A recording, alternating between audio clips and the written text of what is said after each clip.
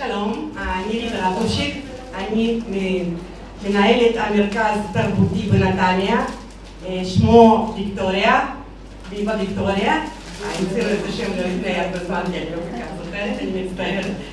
ובאנו להגיד תודה ולהודות לכל מה שעושים המרכז התרבותי האזרבייג'ני, והכנו לכם שיר.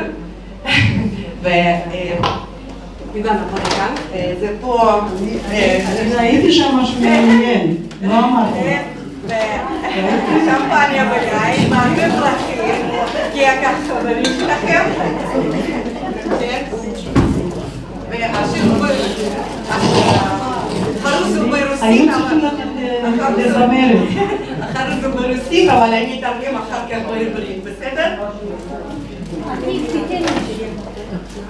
Гейдар Алиевич Алиев, великий, сильный человек. Его мы прославляем имя, и в сердце он у нас навек. Он славен добрыми делами, трудом во благо всей страны.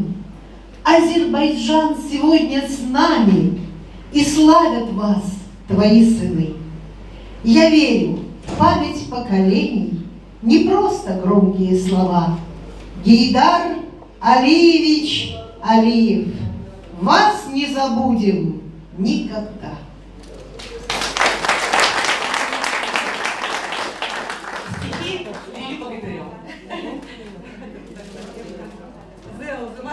תודה רבה בנות, זה שבאתם מרחוק, מנתניה, והתכוננתם ממש טוב, תודה רבה לכם.